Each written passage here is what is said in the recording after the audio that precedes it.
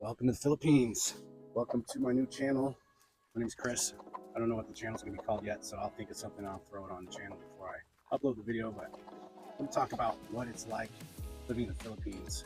I know you probably see a lot of vlogs with people traveling and showing you the waterfalls, beaches, all the beautiful parts. But I've been watching this guy called Regular Guy. His name's Scotty Boy. What's up? Shout out. But I noticed that my favorite videos by him, the ones that I love to watch, are the ones where he's just telling stories about life in the province, the barangay, just like the scandals and the betrayals and some of the things that you don't hear about, the chismes. So I think I'm going to go kind of along that road, and we'll skip over like everything everybody else has done, and I'll talk about like what it's really like if you were a foreigner, if you're an AFAM, or an expat, or if you're just visiting. A lot of people come over here to meet a nice girl. They're beautiful, they're caring, they're sweet, of course, all the stereotypes that you hear. And that is true, but you have to be careful, especially if you're meeting someone online. All of the dating apps, you're going to find that you're scraping the bottom of the barrel. I'm sitting here holding my microphone. I hope I'm not scraping it too much. I just heard a motorcycle go by. I got people weed eating over here, but hopefully I haven't been scraping the mic too much. And we got a little bit of a sun glare, but so life in the Philippines, it's good. It's relaxing. It's laid back. It's beautiful scenery, friendly people. But there are some drawbacks, and we're going to talk about those in this channel.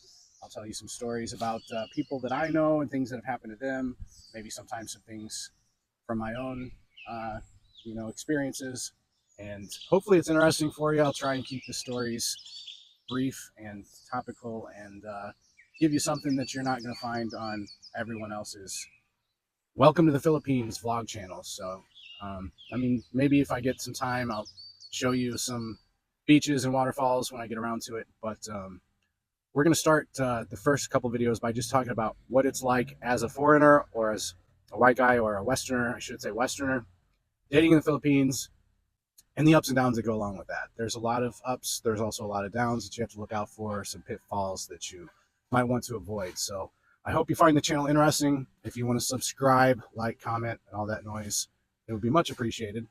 And my goal here is to get to know as many of you as possible, other vloggers, other expats, other people who maybe are just married to a Filipina. And, a lot of us, we got tired of, let's say, the Western modern feminist mindset. And you got to be careful, because just because you may not have brought your partner over to live in America or Britain or wherever you're at, Europe, yet she might still have been influenced by social media, by having the phone in her pocket. She might have some negative tendencies and habits and traits that you want to avoid. So I would say, looking on Tinder, looking on all the other dating apps to meet the right girl, it's going to be a lot more difficult, especially if you're an older guy. It's going to be difficult to find a woman who's just interested in you for you. And not to say that it's impossible, but it is what it is. Let's just say your chances are better if you're in the Philippines already, or if you take a trip there. At least you try to do 30, maybe even 60 days if you can. Because meeting someone like in the grocery store, on the sidewalk, you're going to have a much better odds of finding someone who's not a scammer, who's not going to take you for a ride, who's not going to be talking to 2 or 3 other foreigners just trying to make an income off of romance scamming.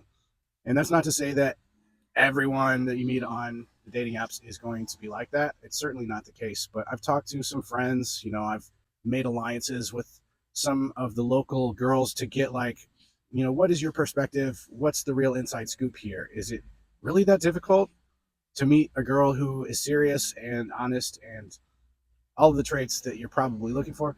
And she said basically it's a 60-40 split. And what she meant, I think, was 60 to the good side. But either way, it's really not that encouraging. It's basically about half and half. Especially the younger girls in her peer group, 20 to 30 years old, a lot of them are going to be motivated by economic reasons. And that's, not to say that I blame them, but you do need to be more careful when dealing with the younger Filipino women, because they will be motivated to lie to you, tell you whatever you want to hear. And, they're taking a risk, you're taking a risk. Their risk is that, you might not be serious about them.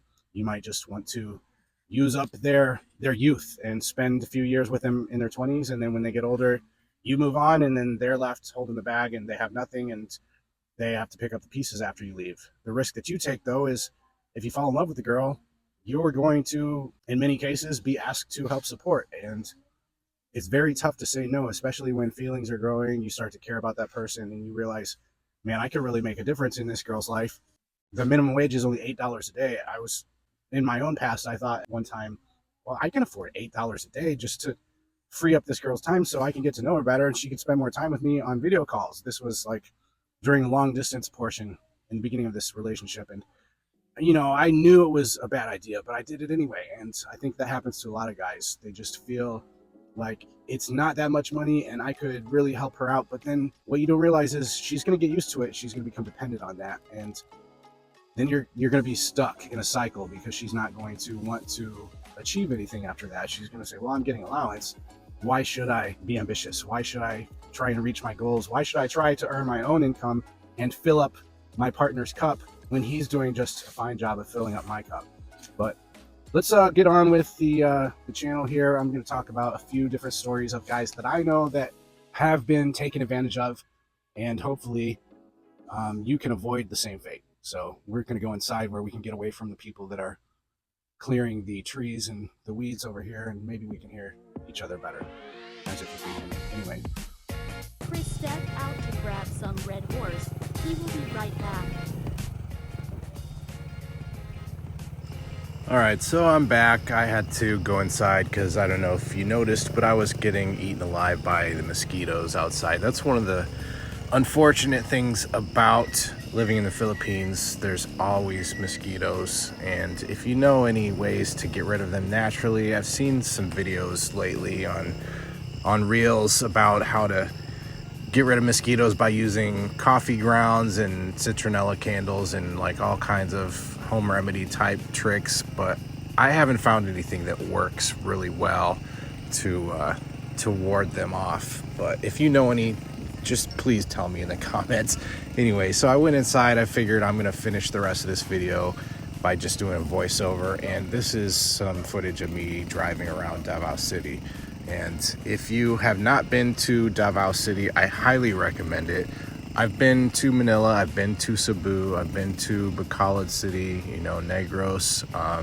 I've been to quite a few places around the Philippines, and I think Davao City, for a single Western man, if you're looking to meet someone who's young, youthful, pretty, and has a good head on her shoulders, Davao City has a lot of girls, college-age girls, and up from there, like 30s, 40s too, but there's a lot of colleges around, and just the girls there are beautiful. So if you are a single guy, I highly recommend it. But the first story I want to tell is about a friend of mine. He was actually talking to a girl in Bacalod City, and that is a medium-sized town. It's a pretty cool place. People are friendly there. It does get hot, but not as hot as some other places.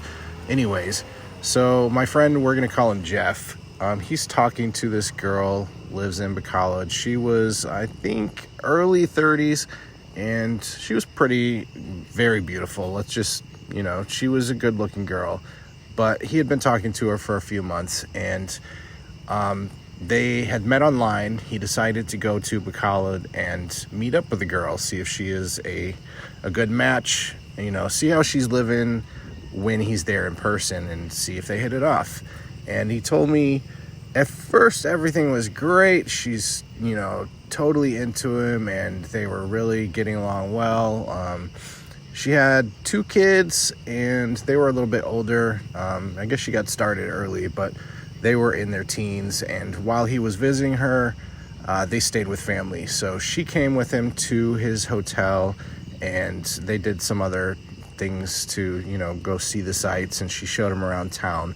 But while he was hanging out with her for about 2 weeks, she told him that she had met this photographer on Facebook or somewhere, and he was like, his specialty was boudoir shots, which is like I guess it's like, sexy shots in the lingerie and the bikinis. And a lot of girls, unfortunately, think that this is like a great thing. I think it's kind of cringe, but anyways, it's not like anything dirty, but it's on the borderline. It's just like supposed to be glamorous and sexy, and girls like to have these photos taken, of course, because it shows off their good sides, and you know, everybody likes to feel sexy, and they get validation when they show people these pictures. Anyway, long story short, she tells him that she met this photographer and he wants to take her pictures, and she wanted to know if that's okay. This was actually going down while he was visiting her, and they were scheduled tentatively for a couple days. So he was like, yeah, that's fine. Like, he wasn't totally into it, but he didn't want to be controlling or anything either. So, you know, it wasn't a huge deal. He said, yeah, that's cool. And she actually told him that the photographer knew about the boyfriend at the time, my friend Jeff, and so there was nothing like dirty going on, or, you know, the guy didn't have any ulterior motives or anything.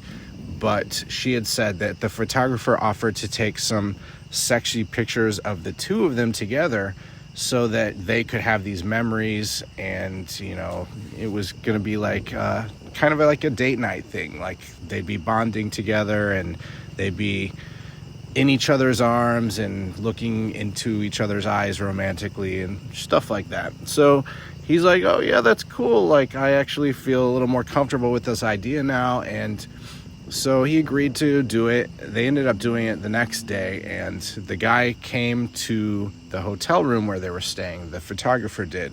And so my friend is thinking, okay, this is going to be great. We're going to take all these sexy pictures together, and, you know, it's going to be like we have these memories, and when we have grandchildren or whatever, 30 years from now, we'll be looking back on these pictures, seeing how beautiful she was and how handsome I was. And so he was all for it.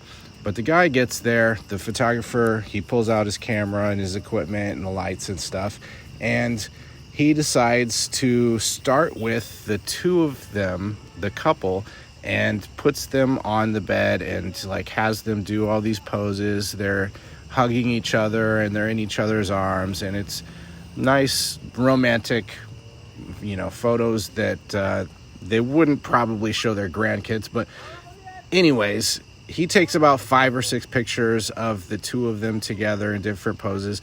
And then he decides, okay, now, Jeff, I'm going to have you stand over here in the corner. I just want to get some solo shots of your girlfriend. And so the girlfriend gets on the bed and she's on all fours and she's like looking up at the camera with, you know, come bang me eyes and what is it, siren eyes, they say. And my friend is starting to get uncomfortable after a while because this goes on for about 20 or 30 minutes, and he's just taking hundreds of pictures of this girl in all these revealing or, you know, provocative poses, we could say. And so he kind of started to get uncomfortable because it was obvious that they had just kind of included my friend Jeff to make him feel placated and comfortable, but he certainly was not the focus, and this was not actually a date activity. But it seemed more and more like this photographer was attracted to the girl, and he probably just used his photography as like a cover or a setup so that he could get into this girl's life and get all of these shots of her in these sexy poses. So my friend didn't really like what happened, and that did not put like a complete stop on the relationship immediately. But after the photo session, like, the photographer said he would email them the shots, and so he did. And it was probably like 200 pictures of the girl and maybe like a dozen pictures of the two as a couple. So my friend was kind of feeling like he was hoodwinked there, and he didn't like that. But they were still getting along. They still hung out, and he went and met her brothers, her family, and they decided to go out clubbing one night. So they went to this club in Bacalod City, and while they were there, my friend is dancing with his girlfriend, and they're getting, you know, sweaty and drunk, and they're having a good time. But while they're on the dance floor, this girl that is dancing nearby them starts to reach over and like touch my friend. Like at first it started, this girl is just like touching him on the shoulder, and then she starts rubbing his arm while he is dancing with the girl that he was there dating. So he looks over at this extra, the third girl, or not the third girl, but the girl that was dancing next to him and his girlfriend, and he like looks at her like, what are you doing? I'm here with her, like stop. And then he looked at his girlfriend like, hey, you see this? Get a load of this shit. Look what's going on here.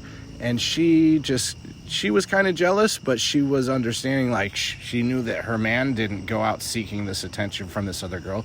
So they just moved to another spot on the dance floor and they kept dancing. So then the girl follows them and she starts dragging him, like pulling on his arm to pull him away from his girlfriend, like she's gonna make him do a 180 and leave the club with her right then and there. So he decided it was probably best that they called it a night, and they decided to get off the dance floor, exit the club, and go home.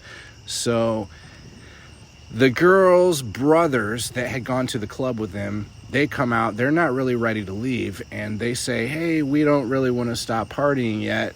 Can we take your boyfriend out? We want to go to another club. And the girlfriend said, oh, well, if you want to hang out with my brothers, then go ahead. And so at first he said he was tempted because he still kind of wanted to go out and have a little fun, and it would be like a bonding experience for him to hang out with his girlfriend's brothers, and maybe they would be closer after this. But it became apparent that she really did not want him to go, and she started, like, it wasn't tempo, but she was giving him the cold shoulder, and her mood totally changed. So he realized, if I go out to this other club with the brothers, I'm gonna have hell to pay. And he only had planned to stay in their town a few more days, so he didn't want to end it on a sour note. So he decided, okay, I'm gonna tell the brothers, sorry, I can't go with you. I'm going to go home and, you know, take your sister home, make sure she's happy, which I think was a good decision, because he told me that the brothers went out that night to the second bar and they ended up like messing around with some girls, and they had girlfriends themselves.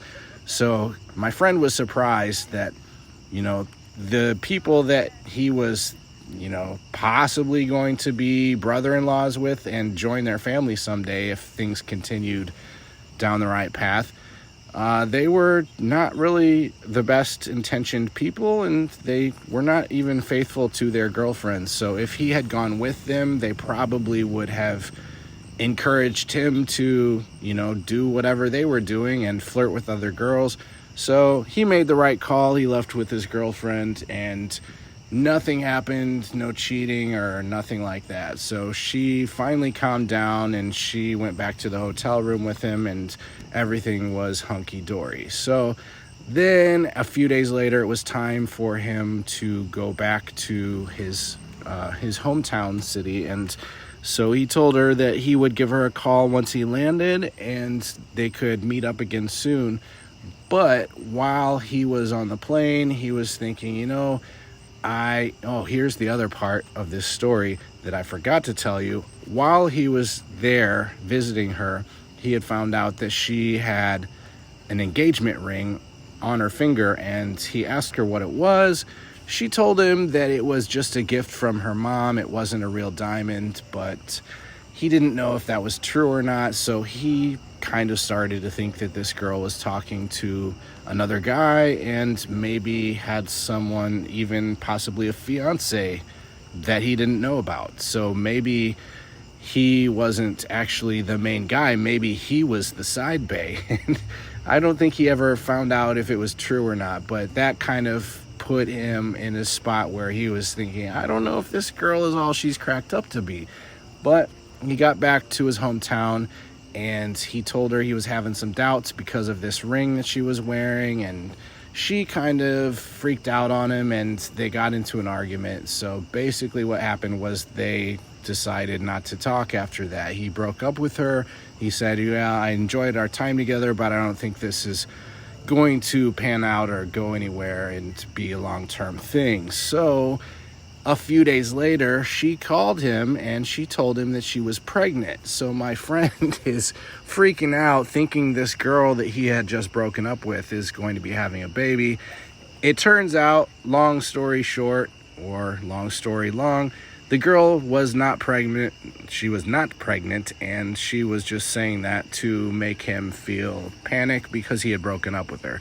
So those are the types of things that can happen when you meet a girl and things go too quickly and you don't do your due diligence. So always try and get to know the girl and don't just jump into things too quickly, or you might find yourself in a situation like my friend Jeff.